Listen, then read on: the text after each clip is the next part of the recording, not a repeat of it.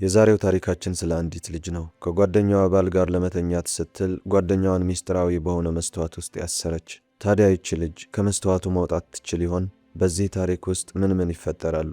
የሚሆነው ነገር ሁሉ እየሆነ ያለው ለማወቅ ቪዲዮውን እስከ መጨረሻው መመልከታችሁ እርግጠኛ ሁኑ። እንግዲህ በታሪኩ መጀመሪያ ላይ ሲዮንግ እናየዋለን። በላፕቶፕ ላይ የሚስቱ የሆኑን የቪዲዮ መግለጫ እየተመለከተ ነበር።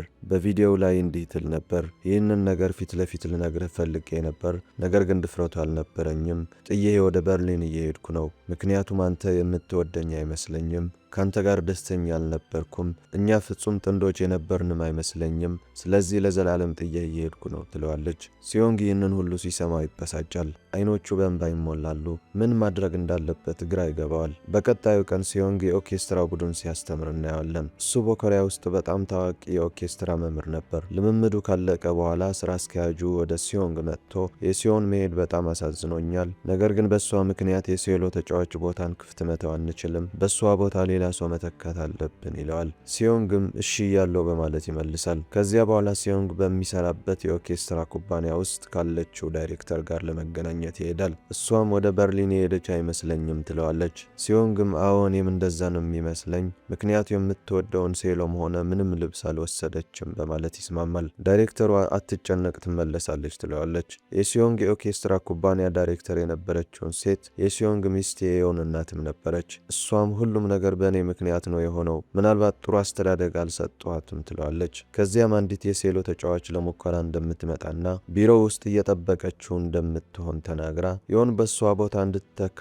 ጠይቃታለች ትለዋለች። ሲዮንግም ዮንን ትንሽ መጠበቅ ያለብን አይመስሎትም? ምናልባት ተመልሳ መጥታ ቦታዋ በሌላ ሰው መያዙን ስታይ ቅር ይላታል ይላል። ነገር ግን እሷ አይሆንም፣ ተተኪ ያስፈልገናል፣ ያለበለዚያ ኦርኬስትራው ከስምምነት ይወጣል በማለት ትቃወማለች። ከዚያ በኋላ ሲዮንግ ከአዲሷ ተተኪ አባል ጋር ለመገናኘት ይሄዳል። እሷም ዮን ከጠፋች በኋላ በሷ ቦታ የምትጫወት ነበረች። ሲዮንግ የህይወት ታሪኳ ሲያነብ ሱማ ሚንጁ እንደሆነ የዮን ታናሽ እንደነበረችና ሁለቱም ከአንድ መምህር ሙዚቃ እንደተማሩ ይረዳል። ሲዮንግ ዮን ምን ብላ ነው የላከችሽ ብለው ይጠይቃታል። እሷም በድንገት እንደደወለችላትና ለሴሎ ተጫዋች ክፍት ቦታ እንዳለ ሂጅና ተቀላቀይ በማለት ብቻ እንደነገረቻት ትገልጻለች። ከዚያም ሲዮንግ እሺ እስቲ ሴሎ ተጫዋች አሳይኝ ይላታል። እሷ ግን የመጫወቻ መሳሪያዋ ትንሽ ችግር እንዳለበት ትናገርና በምትኩ የተቀዳ ሲዲ እንዳመጣች ትነግረዋለች። ነገር ግን ሲዮንግ ሙዚቃዋ በጣም ቀላል እንደሆነ ይሰማዋል። እሱም ለሙከራ መጥተሽ ይህንን ያህል ቀላል ሙዚቃ የመረጥሽው ለምንድን ነው ሲል ይጠይቃታል። ሚንጁም ይህ የሽበርት ስራ ነው፣ ሙዚቃው ሳዳምጥ በጣም ጥሩ ስሜት ይሰማኛል፣ ነገር ግን የኔን ሙዚቃ ምርጫ ካልወደድከው ችግር የለውም ከዚህ ሄዳለሁ ብላ ትሄዳለች። ነገር ግን የህይወት ታሪኳና ፍላሽ ዲስኳ እዛው ትታ ነበር ሄደችው። በኋላ ማታ ላይ ሲዮንግ ቤቱ ሄዶ በመታጠቢያ ገንዳ ውስጥ ሆኖ የሚንጁን ሙዚቃ ያዳምጣል።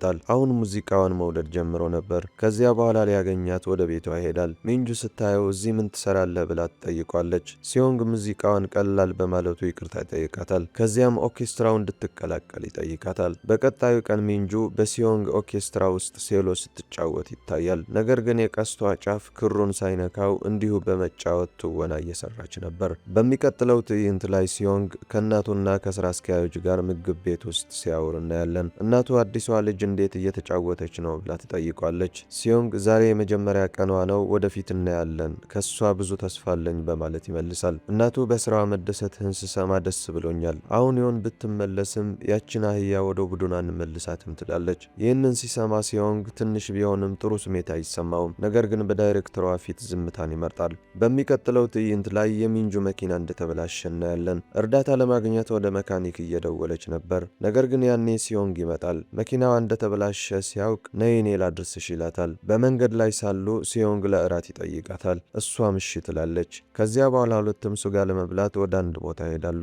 ሚንጁ ሲዮንግ ስጋ ሲጠብስ እያየች በጣም ጥሩ አድርጋ ነው የምትጠብሰው ትለዋለች። እሱም የምግብ ቤት ባለቤት ልጅ ነኝ፣ ስለዚህ ይሄ ለእኔ ትልቅ ነገር አይደለም ብለው ይመልስላታል። ያኔ ዝናብ መዝነብ ይጀምራል። አሁን ሁለቱም እዚያው ተቀምጠው እየጠጡ ነበር።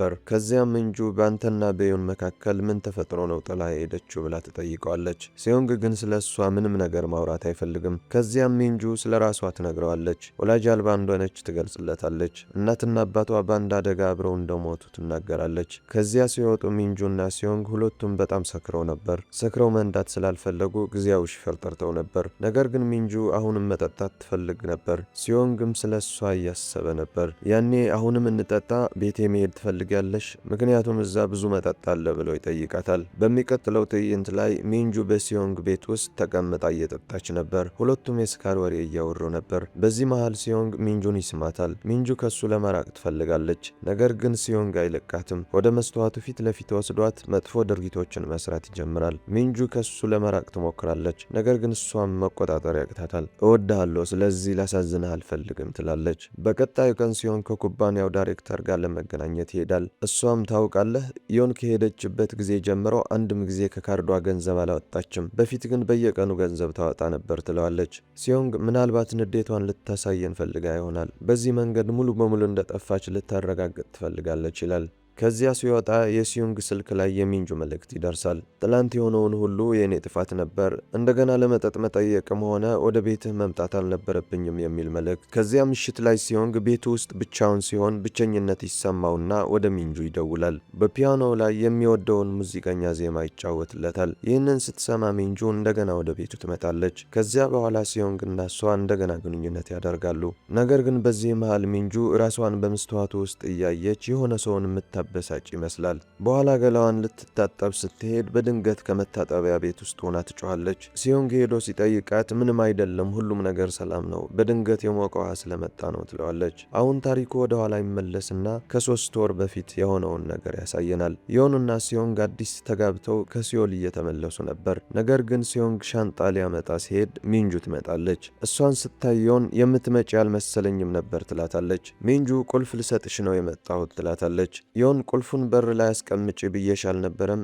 እዚህ መምጣትሽ ምን አስፈለገ ትላታለች። ከዚያም ሚንጁ ቤትሽን እንደፈለግሽው አድሼዋለሁ ትላለች። ዮን እሺ፣ ነገር ግን እዚህ በመምጣትሽ ትንሽ ደስተኛ አይደለሁም ትላታለች። ያኔ ሲዮንግ መምጣት ሲጀምር ሲዮን ሚንጁን ችላ ብላ ከዚያ ትሄዳለች። በኋላ ሲዮንግና ዮን ቤት ሲገቡ ቤቱን በጣም ይወድታል። ይህ የዮን የድሮ መምሯ ቤት ነበር። በልጅነቷ ዮን ብዙ ጊዜ ትመጣበት ነበር። አሁን ይህንን ቤት የዮን እናት ለእሷና ለባሏ እንዲኖሩበት ገዝተዋለች። ነገር ግን እሷ በሌለችበት ሚንጁ በዮን ጥያቄ መሰረት ቤቱን አድሰዋለች። ይህንን ሲዮንግም ከ3 ወር በፊት አያውቅም ነበር። አስታውሱ፣ አሁን የምትሰሙት ታሪክ ዮን ከመጥፋቷ በፊት ያለውን ነው። ሲዮንግ ቤቱን እያየ ከልጅነቴ ጀምረው እንደዚህ ያለ ቤት እንዲኖረኝ አልም ነበር ይላል። ከዚያ ምሽት ላይ የቤት ምርቃት ግብዣ ያደርጋሉ። እዚያም የዮን አንዳንድ ጓደኞች ይመጣሉ። ከነሱ መካከል አንዷ በቅርቡ ለእረፍት ወደ አንድ ሪዞርት ሄዳ ነበር።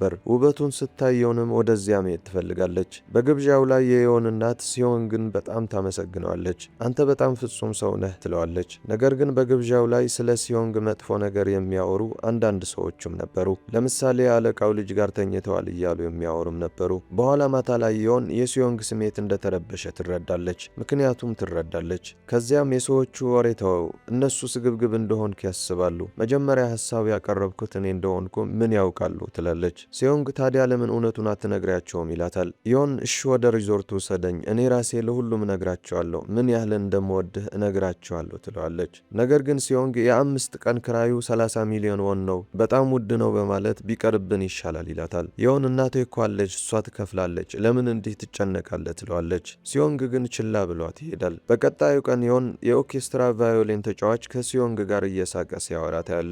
በቀጣዩ ቀንም ከሚንጁ ጋር ለመገናኘት ትሄዳለች። የቤት ምርቃት ግብዣዬ ላይ ለምን አልመጣሽም ብላ ትጠይቃታለች። ሚንጁም አልጠራሽኝም እኮ ትላታለች። ዮን አምላኬ ሆይ ምን ሁኜ ነው? አንቺን እንዴት ልረሳ እችላለሁ? ትላታለች። ከዛም ሲዮንግ የሚወደኝ አይመስለኝም፣ እንዲሁ የሚወደኝ ይመስላል እንጂ ትላታለች። ሚንጁ በግልጽ ተናገሪ፣ እዚህ ለምን ጠራሽኝ?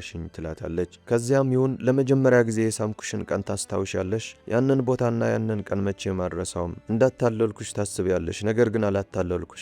ትረጅኛለሽ አይደል? ትላታለች። ሚንጁም አዎ በሁሉም ነገር እረዳሻለሁ ትላታለች። ከዚያም ቁልፉ የት ነው ብላ ትጠይቃታለች። በሚቀጥለው ትዕይንት ላይ ሁለቱም በዮን አዲስ ቤት ውስጥ እናያቸዋለን። ሚንጁ በእርግጥ ይህንን ማድረግ ትፈልጊያለሽ ብላ ትጠይቃታለች። ዮን አዎ ለሲዮን ለሲዮንግ ብዙ ነገር አድርጌለታለሁ። ስራ ሰጥቼዋለሁ፣ ገንዘብ ሰጥቼዋለሁ፣ ቤት ሰጥቼዋለሁ። ነገር ግን እሱ አንድም ጊዜ ለእነዚህ ነገሮች አላመሰገነኝም። አሁን እኔ ከሌለሁኝ ለእኔ ምን እንደሚያደርግ ማወቅ እፈልጋለሁ ትላለች። ከዚያ በኋላ ሚንጁ ቤዝመንቱን እንድትከፍት ትጠይቃታለች። ሚንጁ የመጽሐፍ መደርደሪያውን ስታንሸራትት ከኋላው በር ነበር። ሚንጁ ቁልፍ ነበራት። ወደ ውስጥ ሲገቡ የድሮ ጊዜያቸውን ትዝ ይላቸዋል። ሚንጅና ዮን ከመምህራቸው ሙዚቃ ለመማር ይመጡ ነበር። ከዚያም ከሁሉም ተደብቀው በዚህ ቤዝመንት ውስጥ የፍቅር ጊዜ ያሳልፉ ነበር። አሁን ባለው ጊዜ ላይ ዮን በላፕቶፕ ላይ መልእክት እየቀዳች ነው። ከዚያም የ3 ቀን ምግብ፣ ውሃና ሹራብ ይዛ ቦርሳ ውስጥ ታስገባለች። ከዚያ በኋላ ከሚንጁ የቤዝመንቱን ቁልፍ ወስዳ ወደ ውስጥ ትገባለች። ስትሄድ ሚንጁ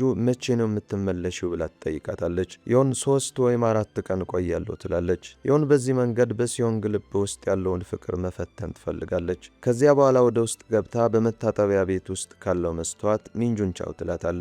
ይህ መስተዋት ከኋላ በኩል ሲታይ እንደ መስኮት ነበር፣ ነገር ግን ከፊት ሲታይ ተራ መስተዋት ነበር። ቦታው በጣም አየር የሌለው ስለነበር ዮን እንደገባች የስልኳ ኔትወርክ ይጠፋል። በኋላ ሲዮንግ ቤት ሲመጣ በላፕቶፕ ላይ የዮን ቪዲዮ ይመለከታል። ዮንም ይህንን ከመመገቢያ ክፍሉ መስተዋት ትመለከተዋለች። ሲበሳጭ ስታይ ዮን በጣም ትደሰታለች። እዚያው ተቀምጣ ትወና ትሰራለች። በእግሮቿ ላይ መቆለፊያ አድርጋ እርዱኝ እርዱኝ ብላ ትጮኻለች። ከዚያ ግን ራሷ መቆለፊያውን ትከፍተዋለች። ትንሽ ቆይታ ሲዮንግ በጣም ተበሳጭቶ ስታየው ከእንግዲህ ማየት አልቻለችም። ስለዚህ ለማውጣት በሩን ትከፍታለች። ዮን ብዙ ብትሞክርም በሩ አይከፈትም። ከዚያ በኋላ ወደ መታጠቢያ ቤቱ መስተዋት ሄዳ እዚህ ነኝ፣ ውስጥ ነኝ፣ ተዘግቶብኛል፣ በሩን ክፈት ትለዋለች። ነገር ግን መስተዋቱ ድምፅ የማያሳልፍ ስለነበር የዮን ድምፅ ወደ ውጭ አይሰማም። በጠርሙስ መስተዋትን ስትመታው አይሰበርም። በምትኩ የጠርሙሱ መስተዋት ተሰብሮ እጇን ይቆርጣታል። በዚህ ሁኔታ 2 ቀናት ያልፋሉ። አሁን ዮን የሚበላው ምግብም አልቆባታል። ነገር ግን እንደ እድል ሆኖ አንዳንድ የቆዩ ራመን ፓኬቶች ታገኛለች። እነሱን አጥባ ትበላለች። በተጨማሪም አንዳንድ እንግዳ ፎቶዎች ታገኛለች። ከ2 ቀን በኋላ ዮን ሚንጁን እዚያ ታያታለች። መጀመሪያ ስታያት ትደሰታለች። አሁን ከዚህ እንደምታወጣት ታስባለች። ነገር ግን በሚቀጥለው ቅጽበት ሚንጁ እዚህ እንዴት እንደመጣች ትገረማለች። ማነው እዚያ መጣት? እሷ እኮ ሲዮንግን አታውቀውም ብላ ታስባለች። ሚንጁ የዮን ድምፅ መስማት አትችልም። ዮን ግን የእሷን ድምፅ በድምፅ መስማት ትችላለች። ምክንያቱም ያ ሚስጥራዊ ቤዝመንት የተሰራው ውስጥ ያለውን ሰው ከውጭ ያለውን ሁሉ መከታተል በሚችልበት መንገድ ነበር። ሚንጁም መስተዋቱ ላይ ቆማ ሲዮንግ ነው እዚህ ያመጣኝ፣ ለመጠጣት ነው ያመጣኝ፣ እኔ ደግሞ የቤዝመንቱን በር ቁልፍ ቀይሬዋለሁ፣ ምክንያቱም ቦታሽን መውሰድ ፈልጋለሁ ትላታለች። ከዚያ በኋላ ሚንጁ ወደ ሲዮንግ ትሄድና ሁለቱም በመስተዋቱ ፊት ለፊት ቆመው ፍቅር ይሰራሉ። ዮን ይህንን ስታይ ታብዳለች። አቁሙ፣ እንዲህ አታድርጉ ብላ ትጮኻለች። ነገር ግን ድምጿ ወደ ውጭ አይሰማም። አሁን 7 ወር ወደ ኋላ እንመለሳለን። ያኔ ሚንጁ ዮንን ያስተማሪያቸውን የድሮ ቤት እንድትገዛው ስትነግራት ነበር። ይህንን ቤት ሁለቱም ለራሳቸው ነበር የገዙት። መምሯም ወደ ድሮ ቤቷ ይዘዋት ይመጣሉ። መምሯ ይህንን ቤት አባቴ ነው ያሰራው፣ እሱ በጃፓን ጦር ውስጥ የሕክምና መኮንን ነበር፣ ብዙ መጥፎ ስራዎችን ይሰሩ ነበር። ስለዚህ ወደ ቤት ሲመጡ ራሳቸውን በቤዝመንት ውስጥ ይቆልፉና በመስተዋቱ በኩል ሁሉ የሚከታተሉን ነበር ትላለች። ከጥቂት ጊዜ በኋላ ሚንጁ የዮን ጥሪ ትቀበላለች። ሶል ውስጥ አንድ ወንድ አገኘሁኝ፣ አግብቼዋለሁ ትላታለች። ይህንን ስትሰማ ሚንጁ በጣም ትቀናለች። ከዚያ በኋላ ሚንጁ እያለቀሰች ስልኩን ትዘጋለች። አሁን ታሪኩ ወደ አሁኑ ጊዜ ይመልሰናል። ሚንጁ እንደገና ከሲዮንግ ጋር ለመገናኘት መጥታለች። ዮን ይህንን ሁሉ እያየች ደክሟታል። ከዚህ በኋላ ለመውጣት የምታደርገውን ሙከራ ሁሉ ትታለች። አንድ ቀን ሚንጁ ወደ መስተዋቱ ፊት ለፊት ሄዳ ከዚህ ባወጣሽ ለፖሊስ አሳልፈሽ ትሰጭኛለሽ ብላ ትጠይቃታለች። ዮን እየጮኸች አይ ምንም አላደርግሽም እባክሽን አውጪኝ ትላታለች። ሚንጁ ግን ድምጿን መስማት አልቻለችም። ከዚያም ሚንጁ አንቺ የምትኖሪውን አይነት ህይወትን የሚገባኛል፣ እኔም ከወንድ ጋር መኖር አለብኝ፣ ምክንያቱም እውነተኛ ህይወት ማለት ከወንድ ጋር መኖር ነው፣ ይቅርታ አድርጊልኝ፣ ከዚህ በኋላ መቼም አላወጣሽም ትላታለች። ይህንን ስትሰማ ዮን በጣም ትጮኻለች። በኋላ ሲዮንግ መታጠቢያ ቤት ሲገባ ዮን እየጮኸች እዚህ ተመልከት ትለዋለች። ሲዮንግ የሆነ ድምፅ እየሰማ ይመስለዋል፣ ነገር ግን በደንብ አይለየውም። በቀጣዩ ትዕይንት ላይ የዮን እናት እናያለን። አሁን በጣም መጨነቅ ጀምራለች፣ ምክንያቱም እስካሁን ስለ ዮን ምንም አይነት መረጃ አላገኘችም። እሷም እንደ ሲዮንግ የዮን ነገር ጥሩ እንዳልሆነ ማሰብ ጀምራለች። ስለዚህ ፖሊስ ለመጥራት ትወስናለች። ነገ ፖሊስ ወደ ቤቱ ይመጣል ብላ ለሲዮንግ ትነግረዋለች። ሲዮንግ በእኔ ላይ እየጠረጠርሽ ነው ሲል ይጠይቃታል። እሷም አይ አንተን ጠርጥሬ አይደለም ትለዋለች። በቀጣዩ ቀን ፖሊስ መጥቶ ቤቱን በደንብ ይፈትሻል። በሌላ በኩል ዮን እዚያ ያገኘችው የድሮ ራመን ሊያልቅባት ነው። በቀጣዩ ትዕይንት ላይ ሲዮንግ ወደ ሚንጁ ቤት ይሄዳል። እዚያም የሚንጁ ቤት የይለፍ ቃል ከዮን የልደት ቀን ጋር እንደሚመሳሰል ያስተውላል። በኋላ ላይ በዚያን ቁጥር የሚንጁን ስልክ ሲከፍት ሚንጁና ዮን አብረው የሚያሳይ ፎቶ ያገኛል። ከዚያም ለምን ዋሸሽኝ? ዮን ስለ ክፍት ቦታ እንደነገረችሽና ትምህርት ቤት ውስጥ አብራችሁ እንደነበራችሁ ለምን ዋሸሽኝ? ስልክሽ ላይ የሁለታችሁንም ፎቶ አይቻለሁ ይላታል። ሚንጁም ይህንን ሁሉ ያደረግኩት ለዮን ስል ነው። እሷ ናት ቤቱን እንድገዛ የነገረችኝ፣ እንድናድሰውም የነገረችኝ፣ ሁለታችንም አብረን እንድንኖርበት። ነገር ግን በኋላ አንተን አመጣች። ስለዚህ እሷ በእኔ ላይ ያደረገችውን እኔም ላደርግ ወሰንኩ ትለዋለች። ከዛም ሲዮንግ ዮን ስትሸሽ አንቺ አብረሻት ነበርሽ አይደል? የት ነው ያለችው ብሎ ይጠይቃታል። ሚንጁ ስለ እሷ ምንም የማውቀው ነገር የለም ትለዋለች። በቀጣዩ ትዕይንት ላይ ሲዮንግ መታጠቢያ ቤት ውስጥ እያለ ዮን ከውስጥ ውሃውን ትዘጋለች። እሱ በንዴት ክፈችው ሲል ዮን ውሃውን ትከፍትለታለች። ሲዮንግ ይደነግጣል። ይህ እንዴት ሊሆን ይችላል ብሎ ያስባል። ለማረጋገጥ እንደገና ውሃውን እንዲዘጋ ሲጠይቃት ዮን ትዘጋዋለች። በዚህ መንገድ 2-3 ጊዜ ሲዮንግ ውሃውን ዝጋ ሲል ዮን ትዘጋዋለች፣ ክፈት ሲል ደግሞ ትከፍታለች። ከዚያ ዮን ውስጥ ከሆንሽ ውሃውን ዝጊ ይላታል። ውሃውን ትዘጋዋለች። ከዚያ በኋላ ከዚህ መስተዋት ጀርባ ከሆንሽ እኔን ማየት ከቻልሽ ውሃውን ክፈቺ ይላታል። ውሃውን ትከፍትለታለች። ከዛ ሲዮንግ ጆሮውን ወደ ግድግዳው አስጠግቶ ሲያዳምጥ የዮን ድምፅ በትንሹ መሰማት ይጀምራል። ወዲያውኑ የአበባ ማስቀመጫ አንስቶ መስተዋቱ ላይ መምታት ይጀምራል። ነገር ግን በኋላ ላይ ወደ ጎን ያስቀምጠዋል። ከዚያ አንቺ ሚንጁ ጋር ያደረግኩትን አይተሻል አይደል? አሁን ከወጣሽ በህይወት አትተይኝም ይላታል። ዮን አይ ምንም አላደርግህም እባክህ አውጣኝ ትለዋለች። ሲዮንግ ግን እሷን እዛው ጥሏት ይሄዳል። በቀጣዩ ትዕይንት ላይ ሲዮንግ ከሚንጁ ጋር ሲያወራ እናያለን። ሚንጁ እሷ እኔን ተጠቅማብኛለች፣ አሁን ደግሞ አንተን እየተጠቀመችብህ ነው ትለዋለች። ሲዮንግ ነገር ግን እሷን አስረን ማቆየት አንችልም ይላል። ሚንጁ እኛ አላሰርናትም እሷ ናት የገባችው ትላለች። ሲዮንግ ብትሞትስ ይህ ግድያ ይሆናል ይላታል። ሚንጁ እየተሳለቀች እሺ ሂድና አውጣት፣ ከዚያ የቀረውን ህይወታችንን ሁለታችንም እስር ቤት እናሳልፋለን ትለዋለች። መጀመሪያ ላይ ሲዮንግ ብዙ ያስባል። ትውጣ ወይስ አትውጣ እያለ ያመነታል። በዚህ ሁኔታ 2 ቀናት ያልፋሉ። ከዛም ይሁን እሱንም እንዳታለለችው ይገነዘባል። ታዲያ እሱ ለምን ስለ እሷ ይህንን ያህል ያስባል ብሎ ያስባል። ነገር ግን በድንገት ወደ ሚንጁ ሄዶ በሩን ክፈቺ እናወጣታለን ይላታል። ከዚያ በኋላ ሁለቱም የመጽሐፍ መደርደሪያውን ያንሸራቱትና ሚንጁ በሩን ትከፍታለች። ዮን እዚያ ራሷን ስታ ታገኛታለች። ሁለቱም ሊያነሷት ሲሞክሩ ዮን በሚንጁ ላይ ጥቃት ትሰነዝራለች። ሚንጁ ሲዮንግ ግን ቶሎ እንሂድ አብዳለች፣ ትገድለናለች ትለዋለች። ነገር ግን ሲዮንግ ሚንጁን ገፍቶ ዮንን ያወጣታል። ከዚያም ፖሊስ ትጠራለሁ እስከዚያ ድረስ ተረጋጊ ይላታል። ዮን አይቶ አያስፈልግም፣ የሚበላ ነገር እዘዝልኝ በጣም ርቦኛል፣ ከዚያ በፊት ግን ገላዬን እታጠባለሁ ትለዋለች። ከዚያ በኋላ መታጠቢያ ቤት ሄዳ ሚንጁን ታበሳጫታለች። አሁን ውስጥ መሆን ምን እንደሚመስል ታውቂያለች ትላታለች። እሷን እዛው ዘግታባት ነበር። አሁን ሚንጁም እንደ ዮን ስትሰቃይ ነበር። ሲዮንግም አሁን ምንም አይላትም፣ ምክንያቱም ሚስቱንም ስራውንም ማጣት ስለሚፈራ ነው። ጓደኞቼ ይህንን ታሪክ እንዴት ነበር? ሀሳባችሁ በአስተያየት መስጫው ላይ ንገሩኝ። በዚህ ሰዓት የእናንተን ድጋፍ በጣም ያስፈልገናል። የዛሬው ቪዲዮ ይህንን ይመስላል። እንደዚህ አይነት ሌላ ቪዲዮ ማየት ከፈለጋችሁ በስክሪኑ ላይ ያለውን ሊንክ በመጫን መመልከት ትችላላችሁ። አመሰግናለሁ።